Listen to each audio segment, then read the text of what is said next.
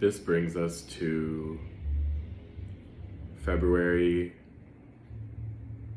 11th through 12th, 2024.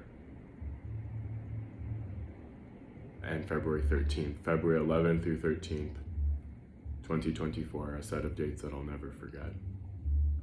So, Pokey never regained use of her paw. She was never able to lift herself up fully. And she was always able to lift her head, but she wasn't able to get herself up, so by default wasn't able to use the bathroom by herself. And so she never lost her appetite, was the thing. She always had a really, really strong appetite up until the very end. And so I told my family, I said, we're getting on day 3, 4, and 5 of her not having gone to the bathroom. I think we know what is happening, where this is headed. I want to do this while this will be a lot smoother if we do this while she still has an appetite. And my family, fully trusting me, etc., gave me every green light.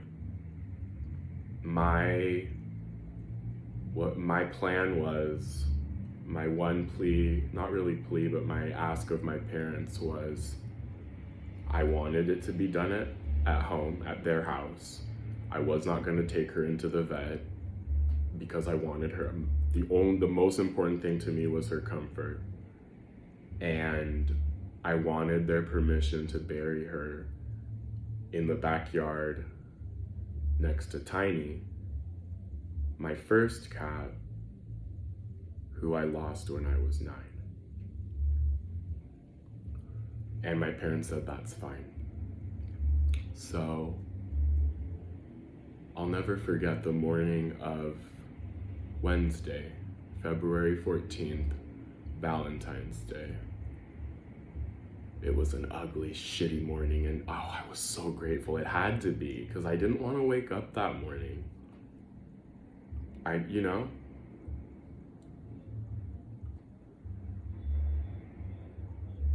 You have to read the story, and I'll attach the blog post but I don't want to get into that, but this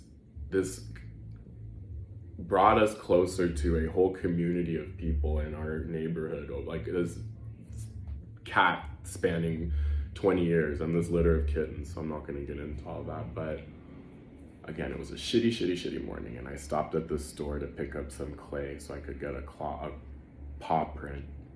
And I remember my mom asking me if I wanted her to take off work, and I said no. And so she said, well, at least she would meet me first in the morning before she'd go to work late. And she said she had a pair of shoes for me for when I went to the backyard, because obviously I wanted to have that all ready to go before the vet got there.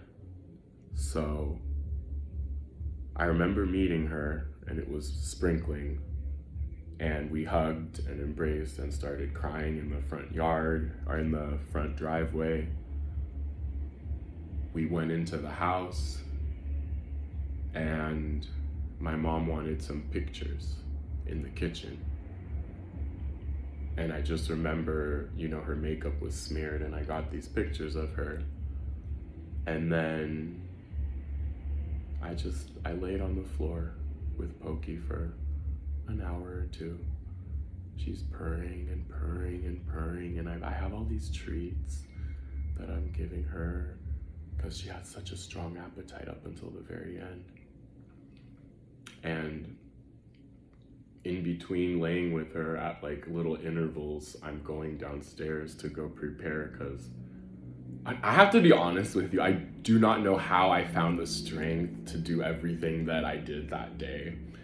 But, I went downstairs to prepare what I needed to do. And then, because even though, again, I've walked dozens, if not hundreds of people through this, you have to realize by the time I sold my business, I had served 1,300 clients, right?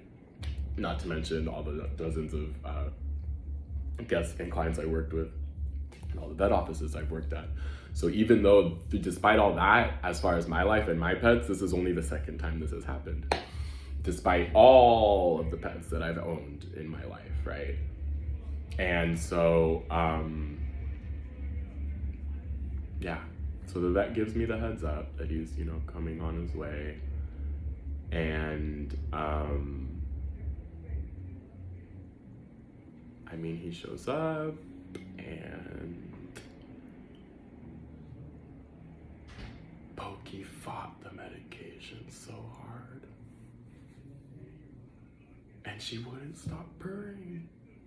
And her appetite, like she was like eating and eating and eating, and I just, right before she slipped away, I told her to send me a sign.